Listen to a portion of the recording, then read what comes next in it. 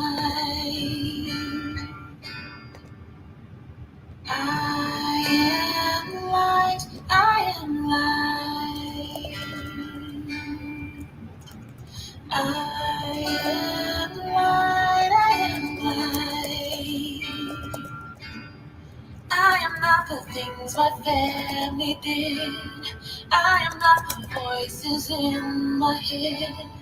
I am not the pieces of the brokenness inside. I am light. I am light. I am light. I am light. I am light. I am light. I am light. I am light. I'm not the mistakes that I have made, or any of the things that caused me pain. I am not the pieces of the dream I left behind. I am light. I am light. I am light. I am light. I am light, I am light, hey, yeah. I am light, I am light. I am not the color of my eyes. I am not the skin on the outside. I am not my age. I am not my race. My soul inside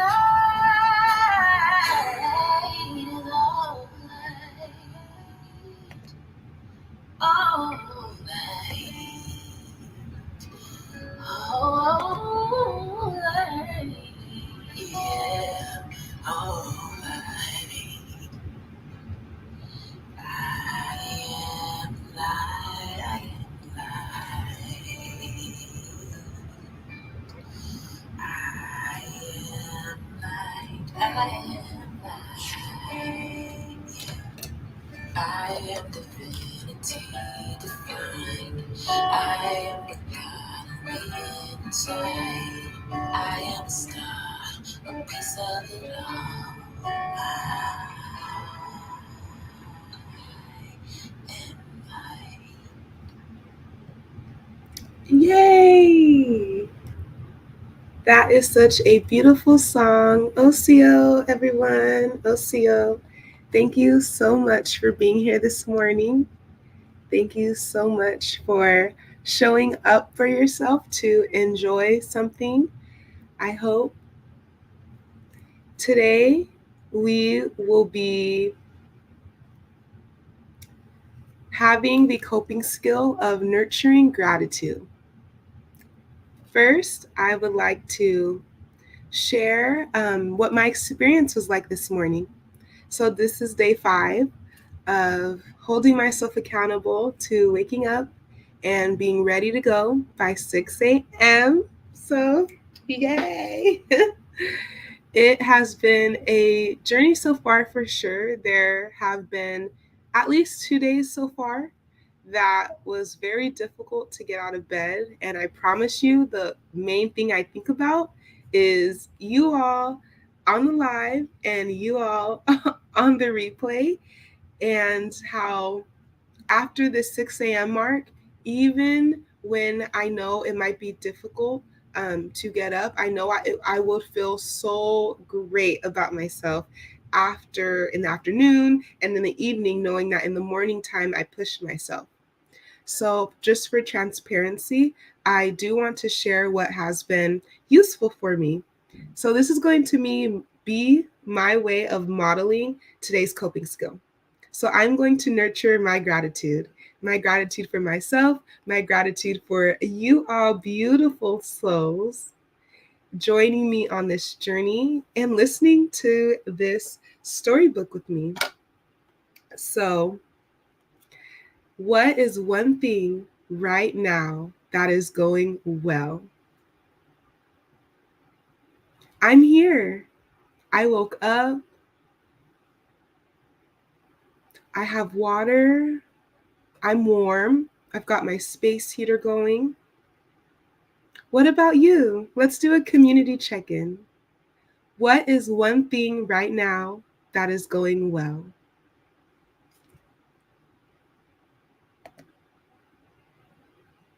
Yay! Fat Venus says, I'm journaling currently today. Feels like an amazing day already. Yay! What a great way to start. What a great way to start. I'm so grateful you're here. Hey, Marissa Price, back for another amazing story time. Yes, we are. Yes, we are. And Marissa Price has a video that she is, or a live that she is doing very soon. So check out her channel, check out the Marissa Price show. So this is just your AM story time show, something small, something light. But you want some heavy hitters? Good morning. I'm so happy you are here. Thank you for joining me on this journey. Yay, yes, good morning. Good morning. Yay. Yay, good morning. Yes, yes. Let's do some community check-in. Good morning. I'm taking my morning slowly, says Alicia. Oil pulled, brushing my teeth, and have on a face mask. Ooh, I feel luxurious taking time with myself. Ooh, that is so beautiful. That is so beautiful. And can we all take a tip? Yes. When is a better place to start taking care of yourself than first thing?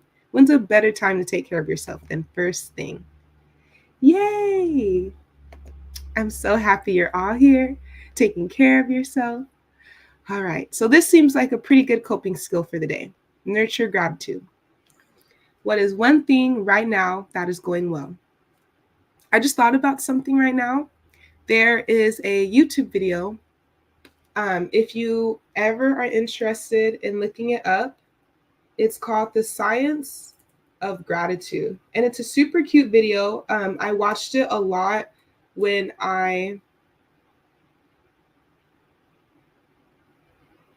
it's called An Experiment on Gratitude. Let me put it in the chat. When I was in college, I watched this video a lot when I was a mentor.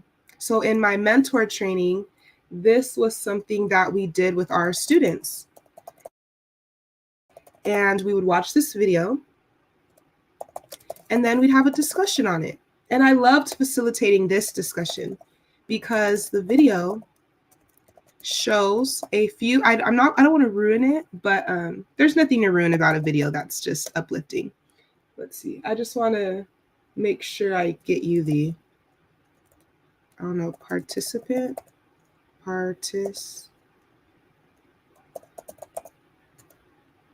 Okay, that's the YouTube channel video. So right here. So as we're figuring out what do we want to focus on right now as far as our gratitude. So this is your intention. In this video, The Science of Happiness, it's a beautiful experiment they did where every participant they had, because it was a research study that they were doing on the effects of gratitude on a person. So they brought in a variety of people, variety of different ages. I believe they were mainly adults, though there were no children. But they had each person sit down at a desk and think of a person that they were grateful for.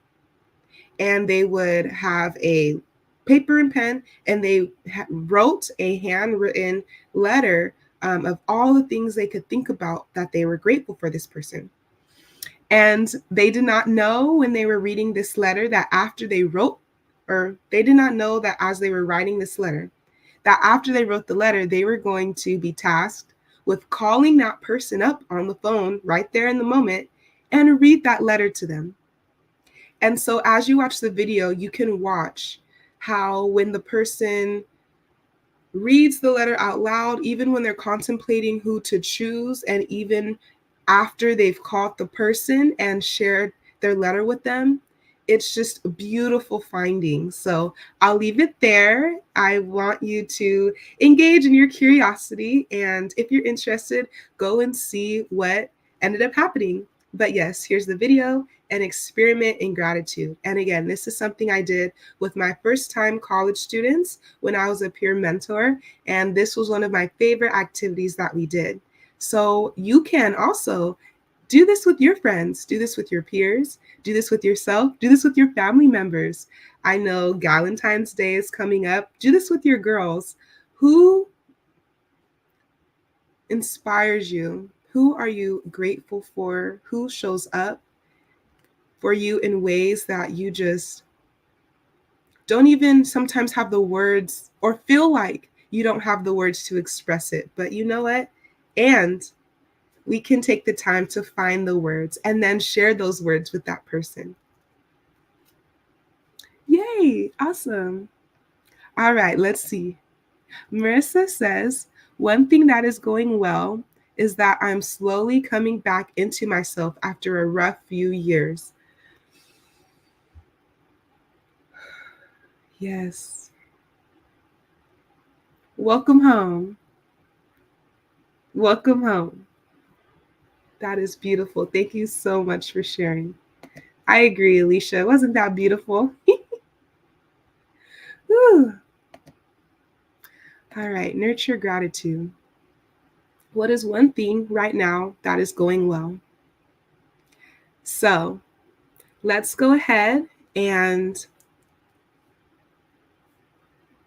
start our story.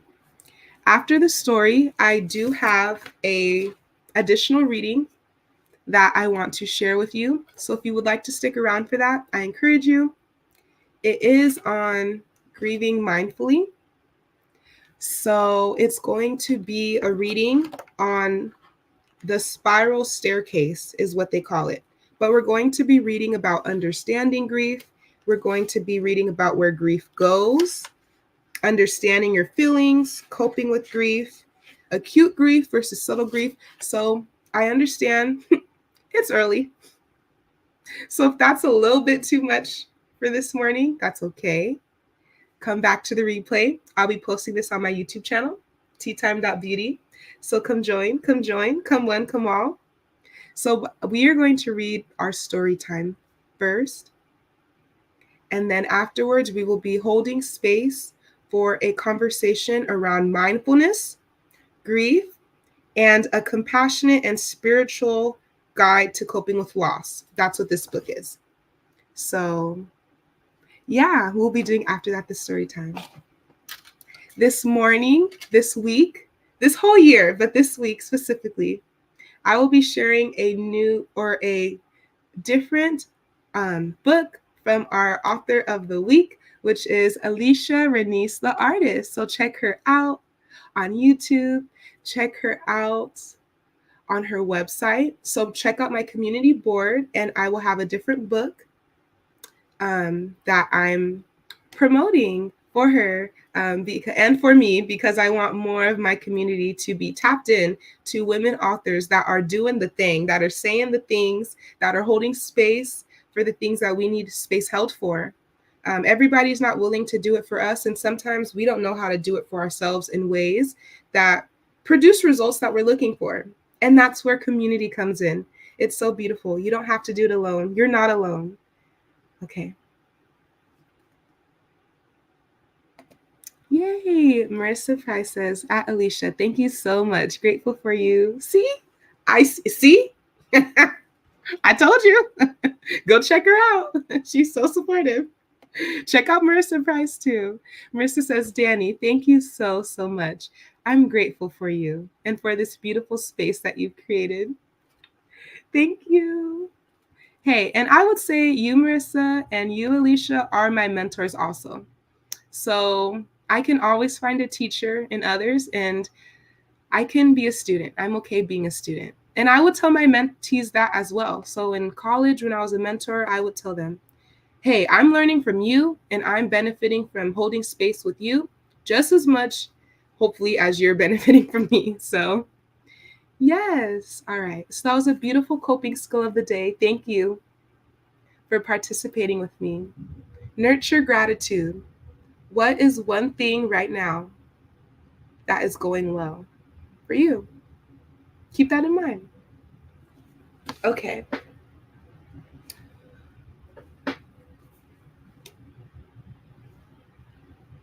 It's time. It's time. Yay. Yes. Let's see. Alicia, Danny, you are amazing. Thank you so much for this. It brings so much joy and calm. You are beautiful. Thank you. Thank you. Woo. And this morning I was like, I don't know if I'm gonna look the same. I feel like it feels like it's day 5 of getting up this early, but I'm still beautiful. Thank you. Okay. Okay. I got my giggles out.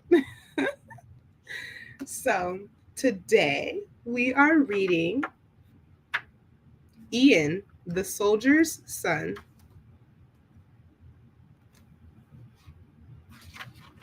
All right, let's begin. Are you ready? Okay. Grab your water, grab your tea. I've got water. I need to start bringing tea. I'm tea time. I'm tea time. I have to bring tea next time, tomorrow. All right. Ian, the soldier's son. There dwelt a knight in Grianaig of the land of the west, who had 3 daughters, and for goodness and beauty they had not their like in all the isles. All the people loved them, and loud was the weeping, when one day, as the 3 maidens sat on the rocks on the edge of the sea, dipping their feet in the water, there arose a great beast from under the waves and swept them away beneath the ocean. And none knew whither they had gone or how to seek them. Now, there lived in a town a few miles off a soldier who had 3 sons, fine youths and strong, and the best players at shinny in that country, at shinny, and the best players at shinny in that country.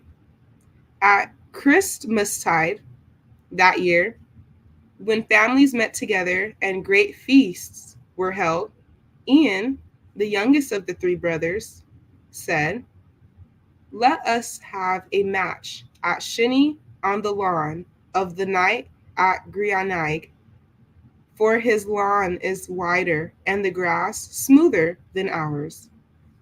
But the others answered, "Nay, for he is in sorrow, and he will think of the games that we have played there when his daughters looked on." "Let him be pleased or angry as he will," said Ian. "We will drive our ball on his lawn today." And so it was done, and Ian won 3 games from his brothers. But the knight looked out of his window and was wroth, and bade his men bring the youths before him. When he stood in his hall and beheld them, his heart was softened somewhat, but his face was angry as he asked, "Why did you choose to play shinny in front of my castle when you knew full well that the remembrance of my daughters would come back to me? The pain which you have made me suffer, you shall suffer also." "Since we have done you wrong," answered Ian, the youngest, "build us a ship, and we will go and seek your daughters.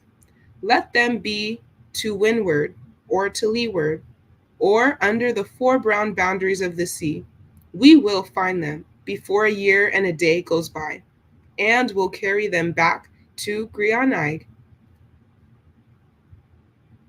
In 7 days the ship was built, and great store of food and wine placed in her. And the three brothers put her head to the sea and sailed away. And in 7 days the ship ran herself onto a beach of white sand, and they all went ashore. They had none of them ever seen that land before, and looked about them. Then they saw that, a short way from them, a number of men were working on a rock, with one man standing over them. "What place is this?" asked the eldest brother. And the man who was standing by made answer, "This is the place where dwelt the three daughters of the knight of Grianaig, who are to be wedded tomorrow to three giants." "How can we find them?" asked the young man again. And the overlooker answered, "To reach the daughters of the knight of Grianaig, you must get into this basket and be drawn by a rope up the face of this rock." "Oh, that is easily done," said the eldest brother, jumping into the basket, which at once began to move up and up and up till he had gone about halfway, when a fat black raven flew at him and pecked him until he was nearly blind, so that he was forced to go back the way he had come. After that, the second brother got into the creel, but he fared no better, for the raven flew upon him, and he returned as his brother had done.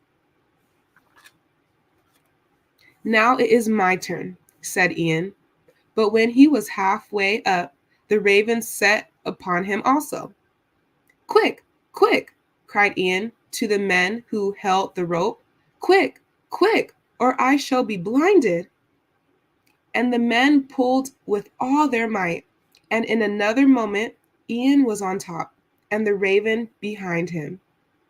"Will you give me a piece of tobacco?" asked the raven, who was now quite quiet. "You rascal! Am I to give you tobacco for trying to peck my eyes out?" answered Ian. "That was part of my duty," replied the raven. "But give it to me, and I will prove a good friend to you." So Ian broke off a piece of tobacco and gave it to him. The raven hid it under his wing, and then went on. "Now I will take you to the house of the big giant, where the knight's daughter sits sewing, till even her thimble is wet with tears." And the raven hopped before him till they reached a large house, the door of which stood open. They entered, and passed through one hall after the other, until they found the knight's daughter, as the bird had said. "What brought you here?"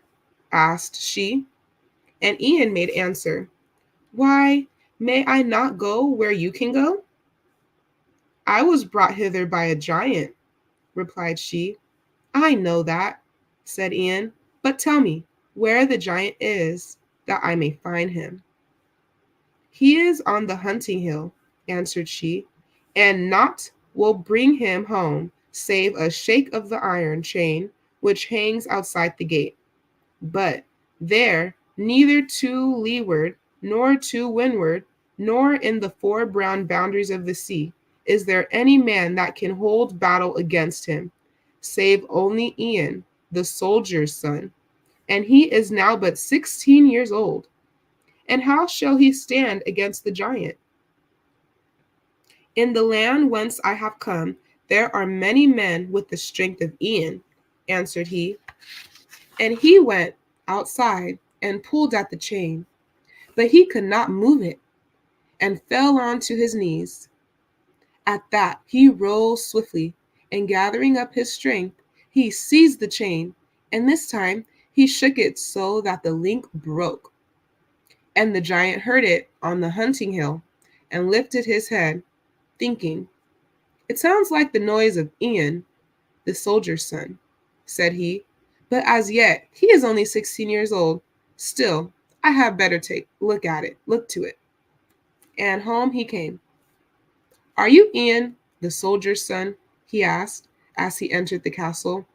"No, of a surety," answered the youth, who had no wish that they should know him. Then who are you, in the leeward, or in the windward, or in the four brown boundaries of the sea, who are able to move my battle chain?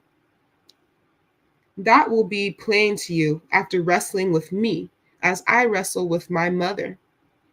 And one time she got the better of me, and 2 times she did not. So they wrestled and twisted and strove with each other till the giant forced Ian to his knee.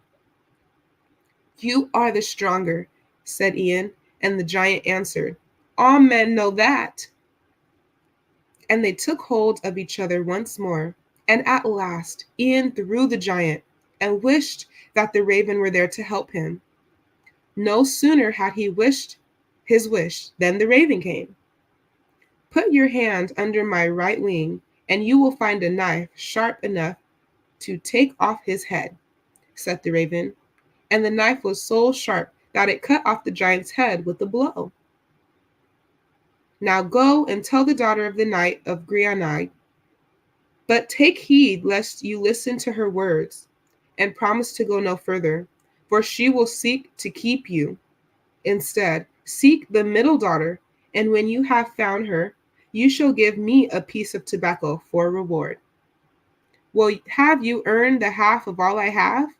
Answered Ian, but the raven shook his head. You know only what has passed, and nothing of what lies before. If you would not fail, wash yourself in clean water, and take balsam from a vessel on top of the door, and rub it over your body, and tomorrow you will be as strong as any man, and I will lead you to the dwelling of the middle one. Ian did as the raven bade him, and in spite of the eldest daughter's entreaties, he set out to seek her next sister. He found her where she was seated sewing, her very thimble wet from the tears which she had shed. What brought you here? Asked the second sister. Why, may I not go where you can go? Answered he. And why are you weeping? Because in one day I shall be married to the giant who is on the hunting hill. How can I get to him? How can I get him home? Asked Ian. Naught will bring him but a shake of that iron chain, which hangs outside the gate. But there is neither to leeward, nor to westward, nor in the four brown boundaries of the sea, any man that can hold battle with him, save Ian, the soldier's son, and he is now but 16 years of age. In the land whence I have come, there are many men with the strength of Ian, said he, and he went outside and pulled at the chain, but he could not move it, and fell on his knees. At that he rose to his feet, and gathering up his strength mightily, he seized the chain, and this time he shook it so that 3 links broke. And the second giant heard it on the hunting hill, and lifted his head, thinking, it sounds like the noise of Ian, the soldier's son, said he, but as yet he is only 16 years old. Still, I had better look to it. And home he came. Are you Ian, the soldier's son? He asked as he entered the castle. No, of a surety, answered Ian, who had no wish that this giant should know him either. But I will wrestle with you as if I were he. Then they seized each other by the shoulder, and the giant threw him on his 2 knees. You are the stronger, cried Ian, but I am not beaten yet. And rising to his feet, he threw his arms round the giant. Backwards and forwards they swayed, and first one was uppermost, and then the other. But at length Ian worked his leg round the giant's, and threw him to the ground. Then he called to the raven, and the raven came flapping towards him, and said, Put your hand under my right wing, and you will find there a knife sharp enough to take off his head. And sharp indeed it was, for with a single blow, the giant's head rolled from his body. Now wash yourself with warm water, and rub yourself over with oil of balsam. And tomorrow you will be as strong as many men. But beware of the words of the knight's daughter, for she is cunning, and will try to keep you at her side. So farewell. But first, give me a piece of tobacco. That I will gladly, answered Ian, breaking off a large bit. He washed and rubbed himself that night, as the raven had told him, and the next morning he entered the chamber where the knight's daughter was sitting. Abide here with me, she said, and be my husband. There is silver and gold in plenty in the castle. But he took no heed and went on his way till he reached the castle where the knight's youngest daughter was sewing in the hall, and tears dropped from her eyes onto her thimble. What brought you here? Asked she, and Ian made answer, Why may I not go where you can go? I was brought hither by a giant. I know that full well, said he. Are you Ian, the soldier's son? Asked she again, and again he answered, Yes, I am. But tell me, why are you weeping?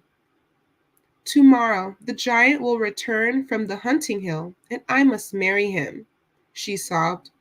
And Ian took no heed, and only said, How can I bring him home? Shake the iron chain that hangs outside the gate. And Ian went out and gave such a pull to the chain that he fell down at full length from the force of the shake. But in a moment he was on his feet again, and seized the chain with so much strength that 4 links came off in his hand. And the giant heard him in the hunting hill, as he was putting the game he had killed into a bag. In the leeward, or the windward, or in the 4 brown boundaries of the sea, there is none who could give my chain a shake save only Ian, the soldier's son. And if he has reached me, then he has left my 2 brothers dead behind him. With that, he strode back to the castle, the earth trembling under him as he went. Are you Ian, the soldier's son? Asked he, and the youth answered, No, of a surety. Then who are you in the leeward, or the windward, or in the 4 brown boundaries of the sea, who are able to shake my battle chain? There is only Ian, the soldier's son, who can do this, and he is but now 16 years old. I will show you who I am when you have wrestled with me, said Ian, and they threw their arms round each other, and the giant forced Ian onto his knees. But in a moment he was up again, and crooking his leg round the shoulders of the giant, he threw him heavily to the ground. Stumpy Black Raven, come quick, cried he, and the raven came, and beat the giant about the head with his wings, so that he could not get up. Then he bade Ian take out a sharp knife from under his feathers, which he carried with him for cutting berries, and Ian smote off the giant's head with it. And so sharp was that knife that with one blow the giant's head rolled on the ground. Rest now, this night also, said the raven, and tomorrow you shall take the knight's 3 daughters to the edge of the rock that leads to the lower world. But take heed to go down first yourself, and let them follow after you. And before I go, you shall give me a piece of tobacco. Take it all, answered Ian, for well have you earned it. No, give me but a piece. You know what is behind you, but you have no knowledge of what is before you. And picking up the tobacco in his beak, the raven flew away. So, the next morning, the knight's youngest daughter loaded asses. Okay, I'm going to start that over. So the next morning, the knight's youngest daughter loaded asses with all the silver and gold to be found in the castle. And she set out with Ian, the soldier's son, for the house where her second sister was waiting to see what would befall. She also had asses laden with precious things to carry away, and so had the eldest sister. When they reached the castle where she had been kept a prisoner, together they all rode to the edge of the rock.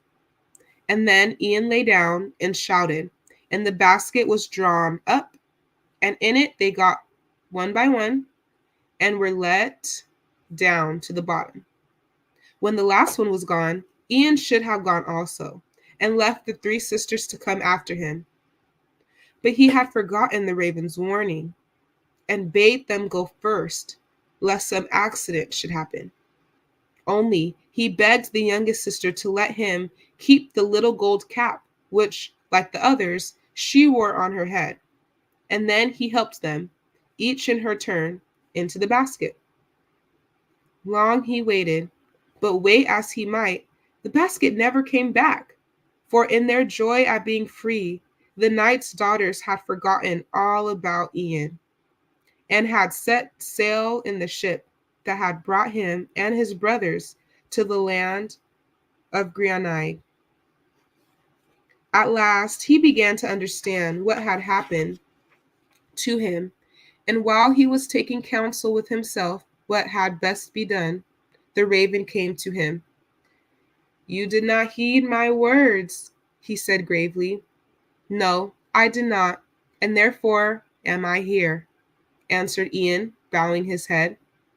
"The past cannot be undone," went on the raven. "He that will not take counsel will take combat. This night you will sleep in the giant's castle, and now you shall give me a piece of tobacco."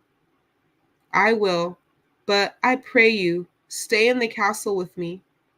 "That I may not do, but on the morrow I will come." And on the morrow he did, and he bade Ian go to the giant's stable, where stood a horse, to whom it mattered nothing if she journeyed over land or sea. "But be careful," he added, "how you enter the stable, for the door swings without ceasing to and fro, and if it touches you, it will cause you to cry out. I will go first and show you the way." "Go," said Ian, and the raven gave a bob and a hop, and thought he was quite safe. But the door slammed on a feather of his tail, and he screamed loudly. Then Ian took a run backwards and a run forwards, and made a spring. But the door caught one of his feet, and he fell, fainting on the stable floor.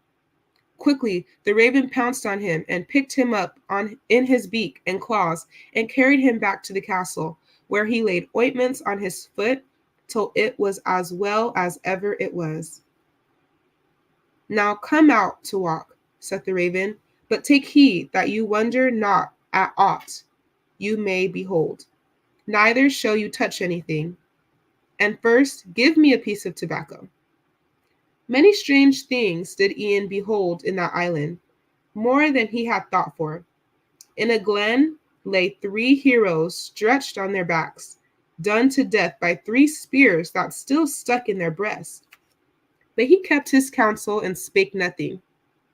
Only he pulled out the spears, and the men sat up and said, "You are Ian the soldier's son, and a spell is laid upon you to travel in our company to the cave of the black fisherman." So together they went till they reached the cave, and one of the men entered to see what should be found there.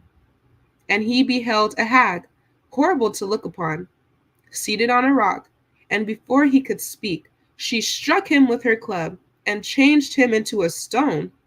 And in like manner she dealt with the other three. At the last Ian entered. "These men were under spells," said the witch, "and alive they can never be till you have anointed them with the water which you must fetch from the island of big women. See that you do not tarry." And Ian turned away with a sinking heart, for he would fain have followed the youngest daughter of the knight of Grianaig. "You did not obey my counsel," said the raven, hopping towards him, "and so trouble has come upon you. But sleep now, And tomorrow you shall mount the horse which is in the giant's stable, that can gallop over sea and land. When you reach the island of big women, 16 boys will come to meet you, and will offer the horse food, and wish to take her saddle and bridle from her. But see that they touch her not, and give her food yourself, and yourself lead her into the stable, and shut the door. And be sure that for every turn of the lock given by the 16 stable lads, you give one. And now you shall break me off a piece of tobacco. The next morning Ian arose and led the horse from the stable, without the door hurting him, and he rode her across the sea to the island of big women, where the 16 stable lads met him, and each one offered to take his horse and to feed her, and to put her into the stable. But Ian only answered, I myself will put her in, and will see to her. And thus he did. And while he was rubbing her sides, the horse said to him, Every kind of drink will they offer you, but see you take none, and save whey and water only. And so it fell out. And when the 16 stable boys saw that he would drink nothing, they drank it all themselves, and one by one lay stretched across the board. Then Ian felt pleased in his heart that he had withstood their fair words, and he forgot the counsel that the horse had likewise given him, saying, Beware lest you fall asleep, and slip the chance of getting home again. For while the lads were sleeping, sweet music reached his ears, and he slept also. When this came to pass, the steed broke through the stable door, and kicked him, and woke him roughly. You did not heed my counsel, said she, and who knows if it is not too late to win over the sea? But first take that sword which hangs on the wall, and cut off the heads of the 16 grooms. Filled with shame at being once more proved heedless, Ian arose and did as the horse bade him. Then he ran to the well and poured some of the water into a leather bottle, and jumping on the horse's back, rode over the sea to the island where the raven was waiting for him. Lead the horse into the stable, said the raven, and lie down yourself to sleep. For tomorrow you must make the heroes to live again, and must slay the hag, and have a care not to be so foolish tomorrow as you were today. Stay with me for company, begged Ian, but the raven shook his head and flew away. In the morning Ian awoke and hastened to the cave where the old hag was sitting, and he struck her dead as she was, before she could cast spells on him. Next, he sprinkled the water over the heroes, who came to life again, and together they all journeyed to the other side of the island, and there the raven met them. At last, you have followed the counsel that was given you, said the raven, and now, having learned wisdom, you may go home again to Greenock. There you will find that the knight's 2 eldest daughters are to be wedded this day to your 2 brothers, and the youngest to the chief of the men at the rock. But her gold cap you shall give to me, and if you want it, you have only to think of me, and I will bring it to you. And one more warning I give you. If anyone asks you whence you came, answer that you have come from behind you. And if anyone asks you whither you are going, say that you are going before you. So Ian mounted the horse and set her face to the sea and her back to the shore, and she was off, away and away, till she reached the church of Greenock, and there, in a field of grass, beside a well of water, he leaped down from his saddle. Now, the horse said to him, draw your sword and cut off my head. But Ian answered, Poor thanks would that be for all the help I have had from you. It is the only way that I can free myself from the spells that were laid by the giants on me and the raven, for I was a girl and he was a youth, wooing me. So have no fears, but do as I have said." Then Ian drew his sword as she bade him, and cut off her head, and went on his way without looking backwards. As he walked, he saw a woman standing at her door. She asked him whence he had come, and he answered as the raven had told him, that he came from behind. Next, she inquired whither he was going, and this time he made reply that he was going on before him, but that he was thirsty and would like a drink.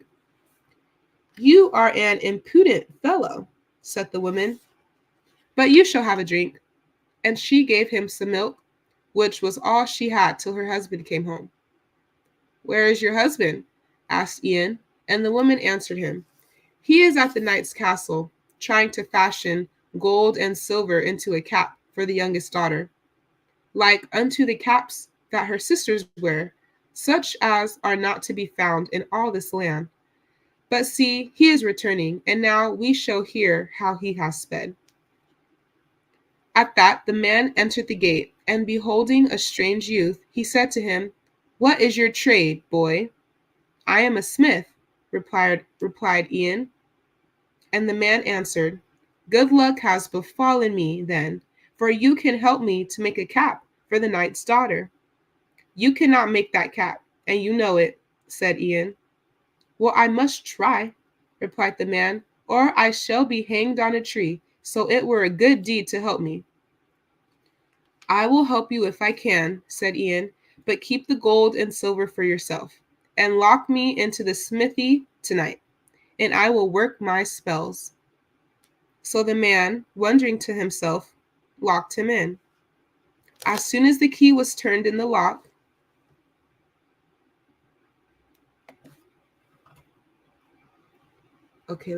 As soon as the key was turned into the lock, Ian wished for the raven, and the raven came to him, carrying the cap in his mouth.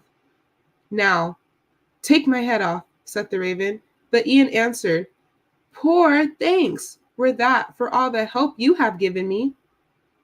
"It is the only thanks you can give me," said the raven, "for I was a youth like yourself before spells were laid on me." Then Ian drew his sword and cut off the head of the raven, and shut his eyes so that he might see nothing. After that he lay down and slept till morning dawned. And the man came and unlocked the door, and shook the sleeper. "Here is the cap," said Ian, drowsily, drawing it from under his pillow. And he fell asleep again directly. The sun was high in the heavens when he woke again, and this time he beheld a tall, brown-haired youth standing by him. "I am the raven," said the youth, "and the spells are broken. But now get up and come with me." Then they two went together to the place where Ian had left the dead horse. But no horse was there now, only a beautiful maiden. "I am the horse," she said, "and the spells are broken." And she and the youth went away together. In the meantime, the smith had carried the cap to the castle, and bade a servant belonging to the knight's youngest daughter bear it to her mistress. But when the girl's eyes fell on it, she cried out, "He speaks false, and if he does not bring me the man who really made the cap, I will hang him on the tree beside my window." The servant was filled with fear at her words, and hastened and told the smith, who ran as fast as he could to seek for Ian. And when he found him and brought him into the castle, the girl was first struck dumb with joy. Then she declared that she would marry nobody else.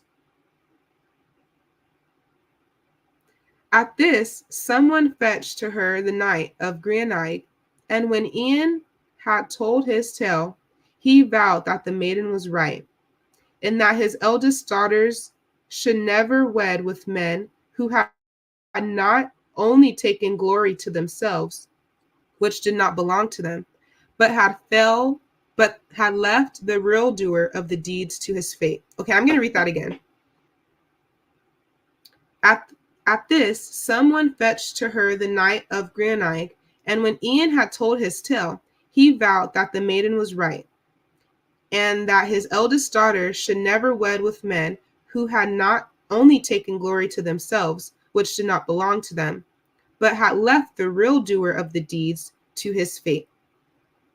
And the wedding guests said that the knight had spoken well, and the two elder brothers were fain to leave the country, for no one would hold converse with them. From Tales of the West Highlands. All right.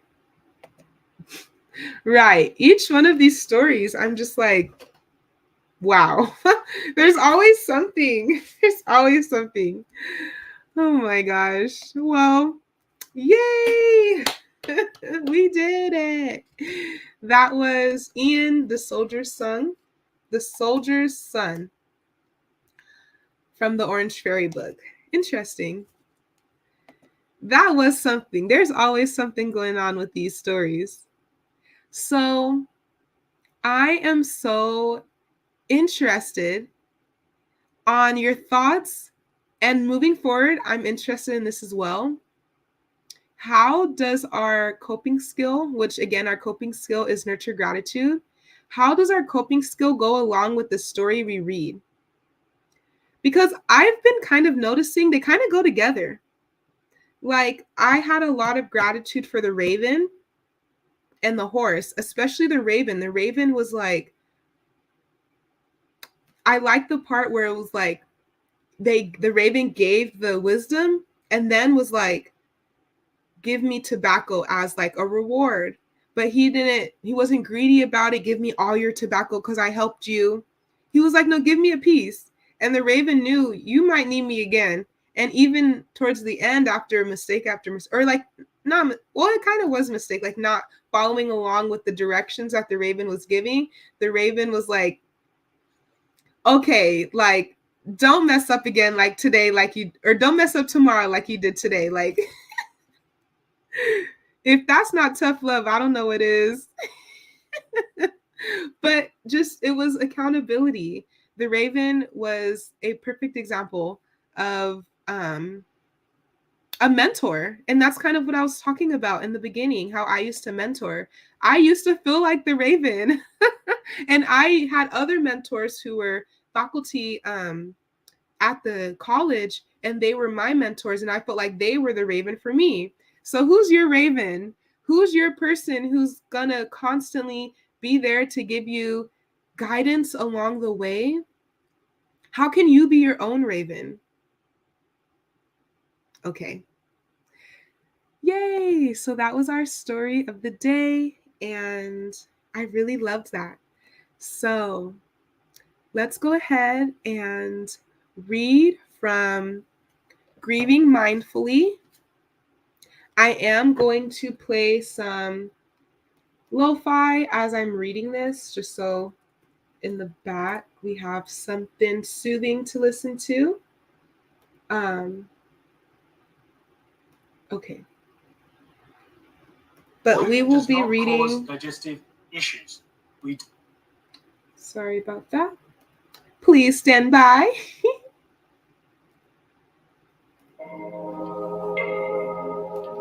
Okay, turn it down a bit. Okay. So the purpose of us reading from this is because, yay! Okay, I don't want this to be too loud. Let me know if you can still hear it. But the purpose of us reading this is because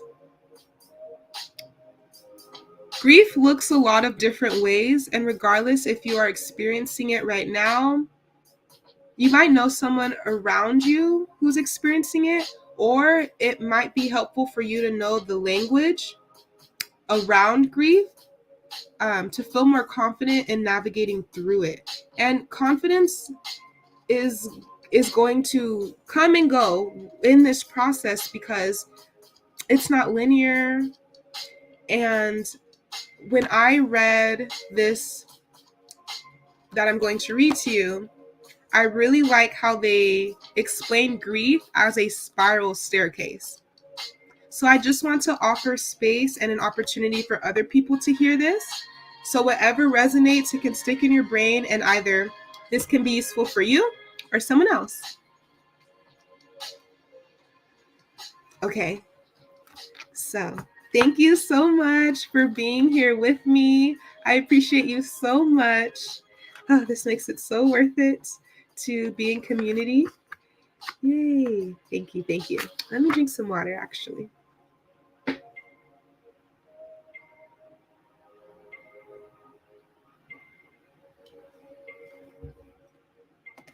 Okay.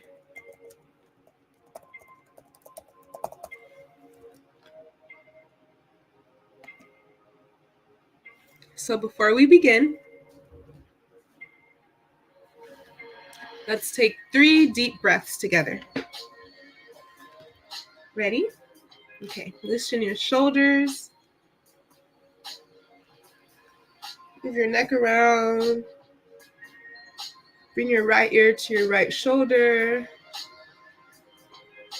Gently bring your left ear to your left shoulder.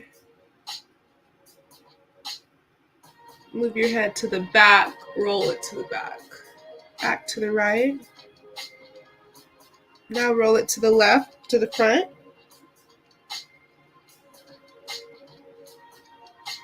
Okay. Inhale. And exhale.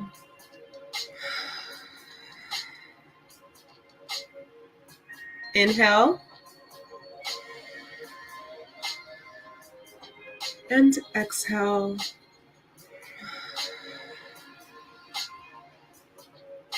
Last one. Inhale.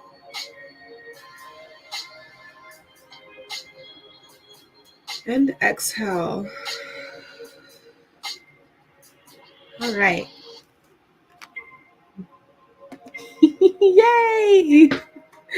Oh, this is perfect. This is perfect. Okay.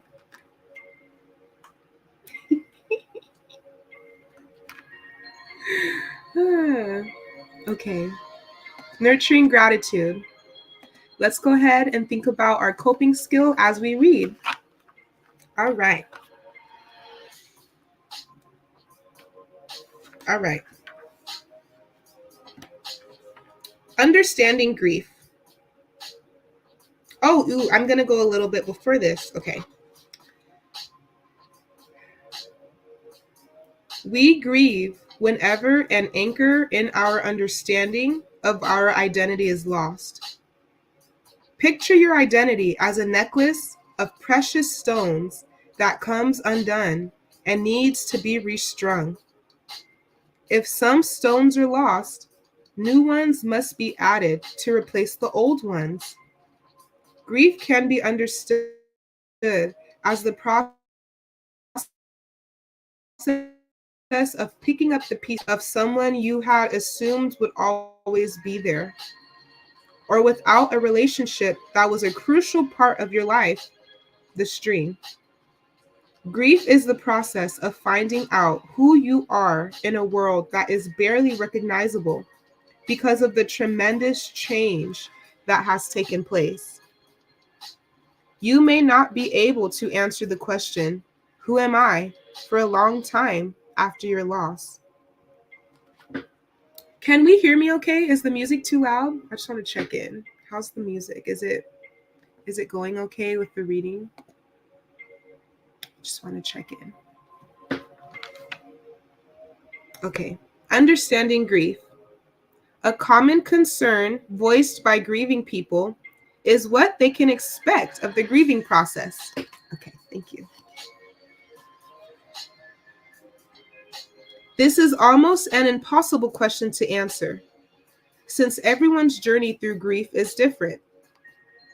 Each grief is as unique as the relationship that was lost, and as unique as your own life. Your history of losses, your family and friends, your beliefs about yourself and the world, and your coping skills all contribute to how you will experience grief. You may initially approach grief as something to get over, as if it were a hill to climb. However, grief is more complex than that. Grief challenges our notions of both stability and impermanence. It is always there in some capacity, yet it is always evolving. Grief is also impermanent, but as long as you have an identity, you will experience grief in some way. Where grief goes. In working with grief personally and professionally, I find over and over again that although it is impermanent, grief does not necessarily disappear. The pain and distress of grief lessen, but grief itself changes and blends into your life. Grief becomes woven into the fabric of all of your relationships and of your understanding of life.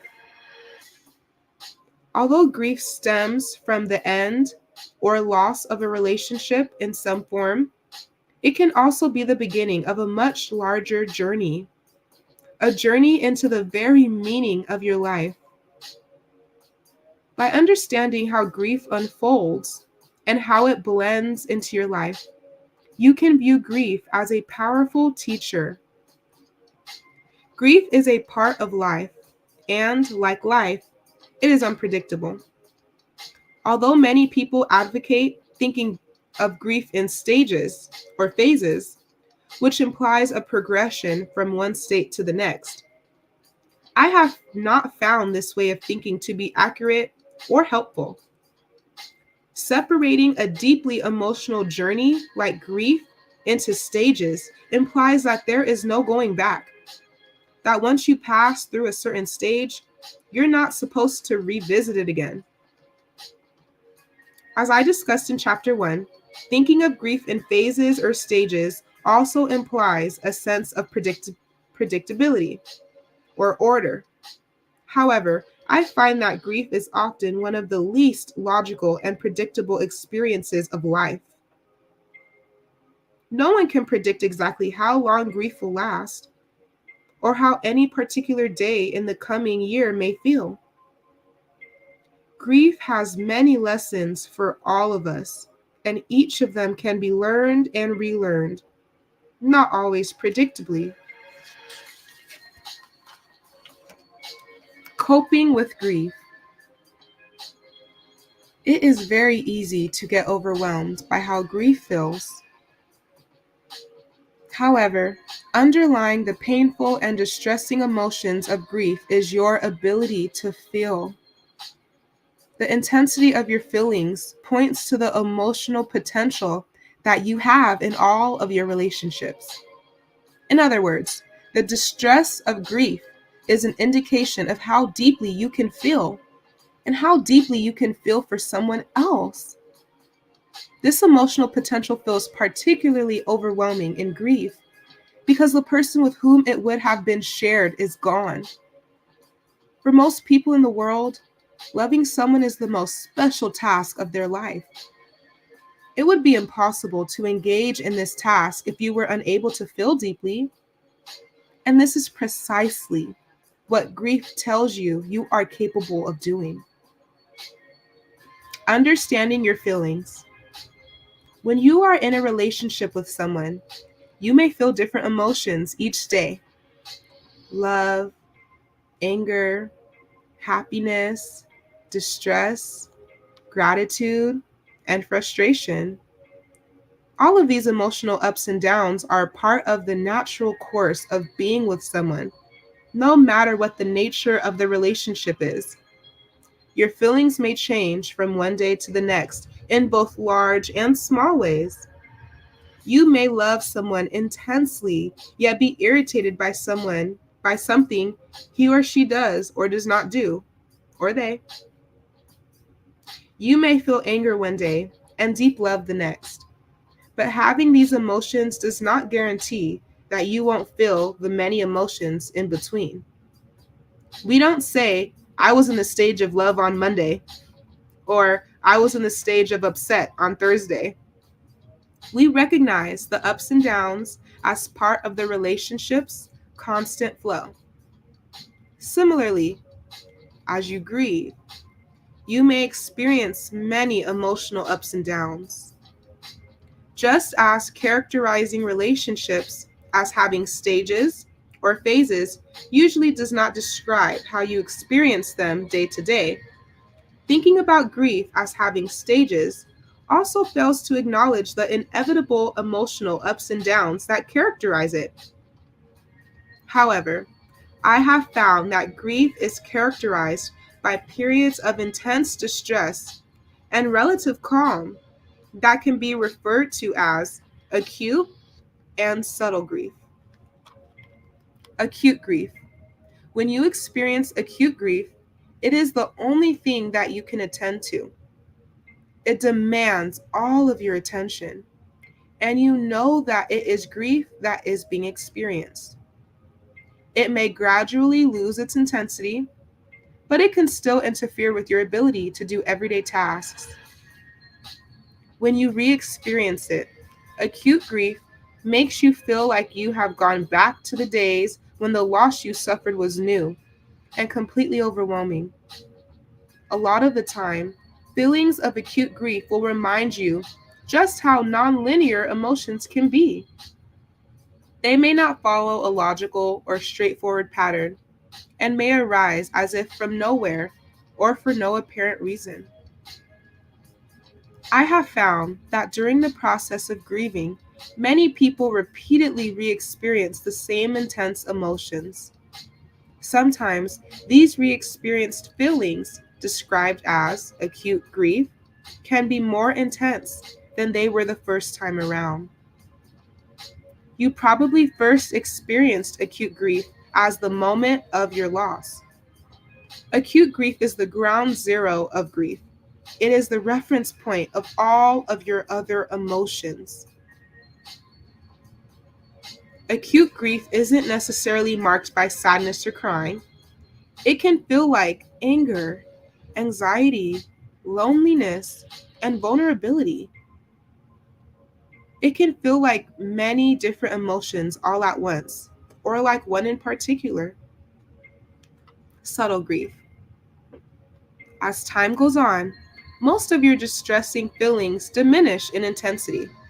This can take months or it can take years. You may find that some of your feelings linger just under the surface, waiting for an opportunity to present themselves. You may feel like you are waiting for someone or something, or you may feel vaguely upset or distressed. At times, you may also feel as though you can experience happiness and joy again.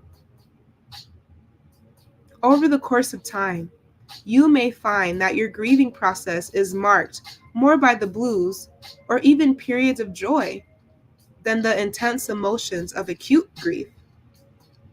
These feelings of general distress with islands of happiness and the time between moments of acute grief can be described as subtle grief.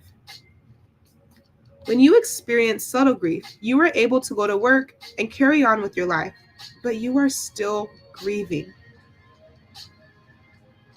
You may not even be aware that you are still experiencing grief. Other people may notice, or you may realize it only a little later. The spiral staircase. Acute and subtle grief alternate in a complex dance. This dance is the emotional roller coaster that is the grieving process. And it is what makes grief so unpredictable.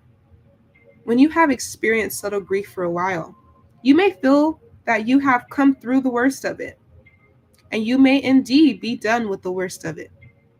However, your hopes may be dashed when you experience intense, acute grief again. In order to describe the general emotional path of the grief journey, I have found it helpful to think of grief as unfolding in the shape of a spiral staircase. Why a spiral? Because of how nonlinear the movement between acute and subtle grief can be, I find it is best described as a spiral instead of as a series of steps or a predictable line on a chart. Okay, so at this point, I want us to take another deep 3 breaths. Okay, I want you to take them at your own pace. So let's begin.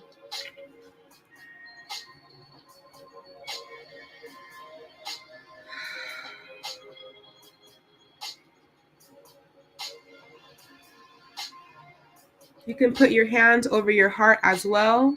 I just want us to connect with our bodies as we are receiving this information and going over this topic about grief. So I'm going to take 2 more deep breaths.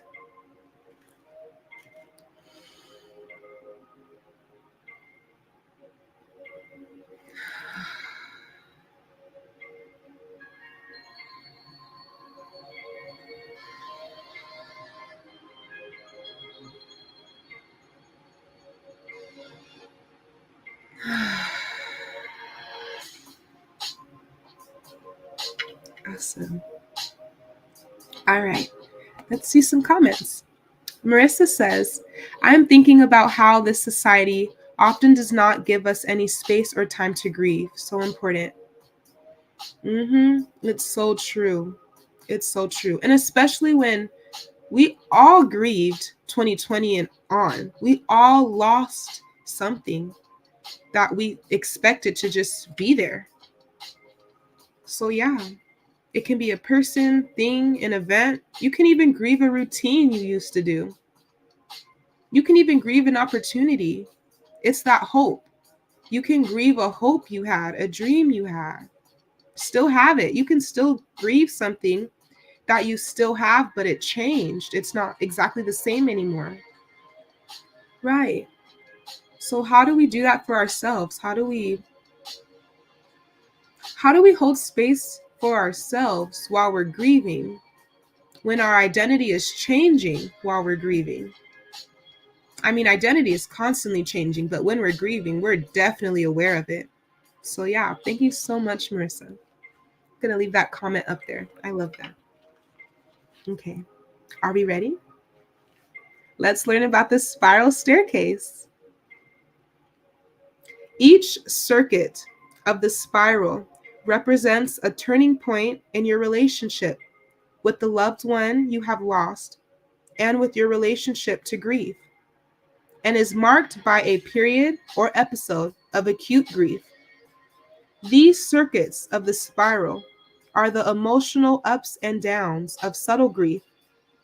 Each of these twists and turns gradually, sometimes imperceptibly, get less exaggerated, leaving you feeling better than you did after the last one.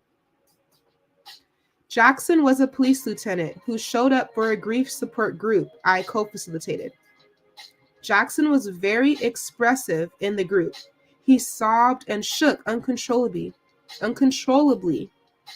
as he talked about holding his dear wife in his arms on their front porch as she passed of a ruptured abdominal aneurysm. The pain in his voice was palpable and moving. The group was very supportive. In time, it was revealed that his wife had died almost a year before, while the other participants had lost their loved ones relatively recently. He had never attended the group because he felt that his sadness was normal. What motivated him to come after nearly a year was that his sadness had returned, just when he thought it was all over. He found solace in knowing that everyone else in the group also had ups and downs. One member of the group, who had lost his wife to suicide more than a year ago, explained to Jackson that grief is like that, wrought with countless ups and downs.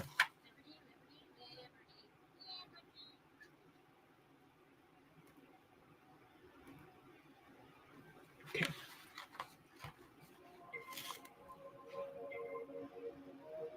Mhm. It is particularly helpful to think of grief unfolding in the form of a spiral because spirals are unending and amorphous. Amorphous? I'm going to put that word in the chat in case anyone wants to look up what that means. But let us know. Amorphous. Amorphous. I've never seen that word in my life. Cool. Learning new things. But it is particularly helpful to think of grief unfolding in the form of a spiral, because spirals are unending and amorphous. They don't form discrete, static shapes like a grid or a square. Spirals can always grow. There is no limit to how many loops a spiral can have, or how large it can be. Spirals are also found in nature. They are the shapes of living systems, such as storms, seashells, and entire galaxies. Even my hair pattern. I had to. They didn't say that, but I said that. Okay. There is no limit to how many loops a spiral can have, or how large it can be. Spirals are also, I read a sentence over again. You can think of your grief as being the spiral of a hurricane, the eye of the storm. The center of the spiral is the moment of your loss. Each of the feeder bands is heralded by thunderstorms. These are the moments of acute grief, of tremendous emotional pain. In between are periods of calm, periods of subtle grief. Like the grieving process, hurricanes are known for the loss and devastation they bring, but they are also necessary for the life of ecosystems because they open the way for renewal and regeneration. In the context of grief, this renewal might manifest itself as spiritual, emotional, or interpersonal growth. You may become more understanding of yourself and those around you. Renewal may also mean financial independence, or resolution, or a move from one place to another. Who did all of those things? Right.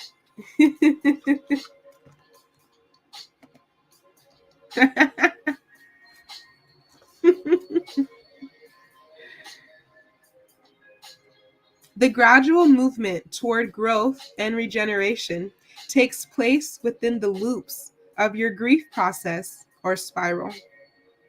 Like the distress of grief, renewal may also happen several times in your grief journey. Wow, what good news! The staircase. With each passing turn of acute grief in the spiral, no matter how many there may be, your relationship with grief and with the loved ones you've lost changes. Even though there may be periods of renewal, you will also experience feelings of intense sadness and loss that may seem like setbacks. You may feel as if you are right back where you started, but most likely you are actually making gradual progress up a staircase of growth. Indeed, most people eventually come to see grief as a period of experiencing intense personal and spiritual growth, like ascending a spiral staircase. You may not always know where the flight of stairs is going emotionally. Sometimes you feel better, sometimes worse. But you can know that the whole staircase is your evolutionary journey through grief. The unpredictable course of grief. And we're almost there. Grief does not have an on-off switch. Just as assuming a fixed sense of self can make life easier in some ways, thinking of grief as a structured experience with a beginning, a middle, and an end can seem very reassuring. However, just as your identity is impermanent and constantly changing, so is grief. It may feel intense one day and less intense the next, gradually becoming part of your life. The impermanence in our lives will never end. Why should grief? Grief can come and go in its intensity. You may think you're over grief, only to be surprised by the overwhelming feelings of acute grief simply because of a song on the radio or a dream about a forgotten memory. Many of the people with whom I work have found themselves fleeing from their favorite stores because of something as seemingly innocuous as Mozart. As you grieve, you may feel like a different person as you go about doing familiar things. The transient nature of grief is one of the characteristics that makes it challenging. It is difficult to tell people who may want to be there for you that you can't know how you will be feeling from one moment to the next. People who aren't experiencing grief have a much easier time being able to predict their moods and feelings because their identities have not been shaken as yours has. Well-meaning friends and family members may wonder why you are feeling the way you are, or why you aren't better, when you may have been better 1 hour before. That's so real. It's so real. The labyrinth of grief. It is easier to think of grief as simplistic. It's easier to think of grief in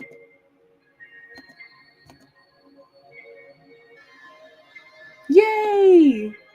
The wins are in the tiny victories day by day. And it's that part right there. It's that part. We're going to keep that up there. Yes. Thank you. Thank you. The labyrinth of grief. It is easier to think of grief in simplistic black and white terms. It would be much easier if once you had experienced acute grief, you moved once and for all into subtle grief, and then the whole affair would be done with. But this is not the case. Grief is not a black and white, unidirectional progression, but rather, like most other things, has various shades of gray and many ebbs and flows. The spiral staircase of grief can continue upward for a long time, alternating between acute and subtle periods. There is nothing wrong with this process. It is as natural as the movement of the waves of the seashore. You may find it helpful to think of your grief experience as a journey through a labyrinth. In medieval Europe, many builders of churches and cathedrals created labyrinths. I hope I'm saying that right, but that's how I'm going to say it. Created labyrinths on their grounds as places of pilgrimage. The labyrinth was intended to embody the pilgrimage to the Holy Land, which was too far for most Europeans to travel at that time. Labyrinths were also used by Native Americans to represent spiritual quests. Native Americans, American Indians, Aboriginals, indigenous peoples, we'll leave that Native American part open because further research to be done. But yes. Okay. A labyrinth is a complex, winding path, often circular in shape, that you walk. The path usually leads you to a wider, open area in the center that may contain a small garden or a bench for contemplation and rest. Reaching this area is the goal of your spiritual quest. As you walk the path of the labyrinth, you meditate on a problem or repeat prayers. Right, that's where journaling has come in for me. And voice notes. The path of a labyrinth is sometimes lined by tall hedges, or it may be very complex so that you cannot see where the path is leading you. Unlike in a maze, which typically contains dead ends, you cannot get lost in a labyrinth as long as you stay on the path. Labyrinth paths weave their way around toward the center, but just when you think you are close to the center of the labyrinth, the path may divert you to its outer reaches. When you are convinced that you are far from the center, the path carries you straight into the heart of the labyrinth, a path of openness and calm. A labyrinth offers a type of walking meditation. There are many labyrinthine sites around the world used for walking meditations.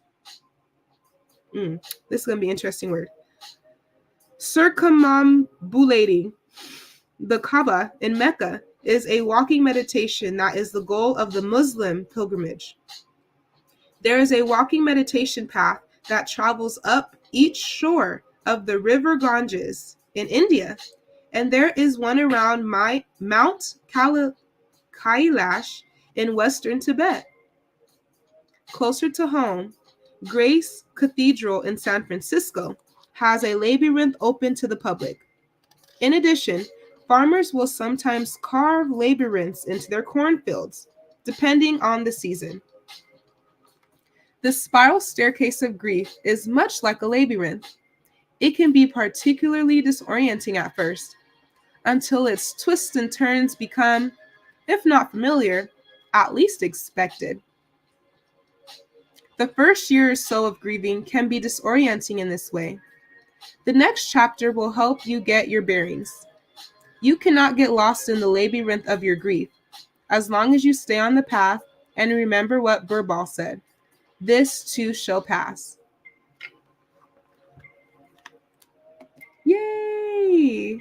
We did it! We got through almost an hour and a half of reading. Awesome.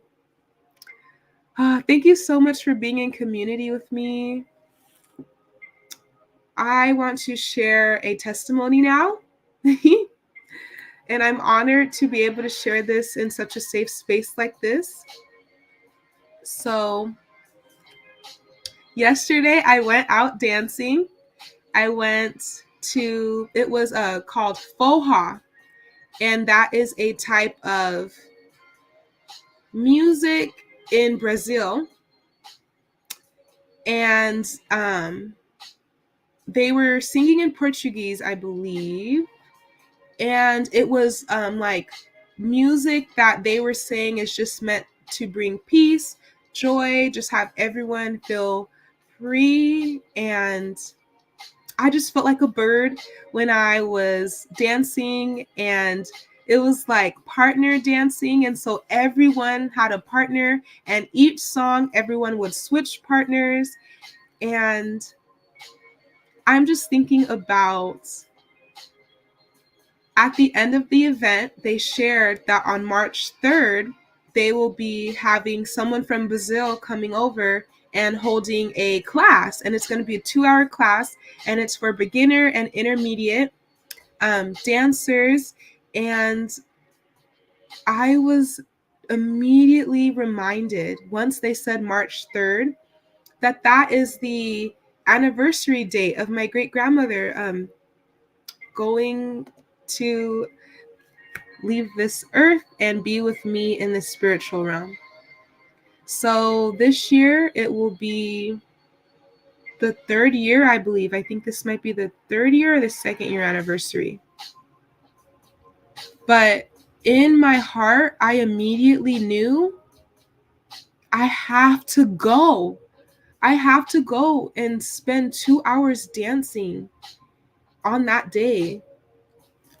And I felt gratitude immediately, because I was like, how wonderful is it that I was in this space? And to me, in my heart, I was like, this is enough. Like, this will be enough. I'm going to remember this moment, just being in this space. Everyone's dancing. I was even thinking, like, it would be really cool. Like, it seems like these people meet and dance together often, because there seemed to be this familiarity with the way they were like leaving the floor and coming onto the floor and switching partners, and people that were really good and advanced in the dancing were pairing with people who very much still needed to learn. And it made me feel more confident to go out on the dance floor and try it out. And so on March 3rd, I'll be going to dance. But I just wanted to share that with grief. I did feel grief in that moment. Even though I felt all the excitement, I still recognized within me, as soon as they said March 3rd, that's the only thing I thought about. That's the day of My great grandmother, I called her Ladybug. So that's Ladybug's Day. I remember that day. I was there with her that day. I held her hand before they took her from her home, and that's the home that I grew up in. My parents grew up in. Um, all of my cousins and everything. Like, so with grief, gratitude for me has really been a huge coping skill. Yeah, so let's see what others are sharing. Thank you for letting me share that. Yay! Thank you so much for being here. Thank you. Thank you so much for being here. Oh, and I am praying for you and your grief journey and your identity journey. I hope that us as future elders, um, as testimony holders, that we may be able to be in community that does that for us in the way that we offer for others. Because that's the only way it's going to work. Yeah. Thank you. Thank you. Yeah. So everyone here, please follow Alicia Renice, follow Marissa Price. Remember, on the community board, we will be having a new or a different book from our beautiful author, our beautiful artist. Today's book is Matter. I believe it's already on the community page, so you can go ahead and look at it. If you would like to purchase it, which I'm sure you will, go ahead and go to her website and follow and like and subscribe to Alicia on her YouTube channel. I am so excited to share more story times with you all. Yes, join the Future Ancestor Collective. Woohoo! This morning, the song we listened to was by India Arie, and that was I Am Light. I am light, I am light, I am light. All right. You are light, I am light. We are bright like the sun. We shine with the sun. We are in co-creation together. Okay. So with that, beautiful souls, let's head out. And tomorrow, 6 a.m., we will be reading. Where's my little, I made a cute little calendar. So I am following along. Maybe I should post this on my community page. I'm going to post this so you can all follow along as well with the stories. But today was Ian the Soldier's Son, and tomorrow, the Fox and the Wolf. And we'll see what our coping skill is. It'll be a surprise. All right. Until next time, family, take care. Much love. Enjoy the rest of your day. Good job for showing up today. I'm so proud of you. And I see you. Okay. See you.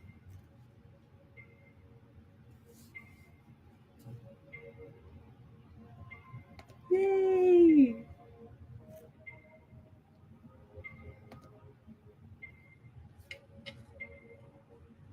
We did it. See you. Lotto.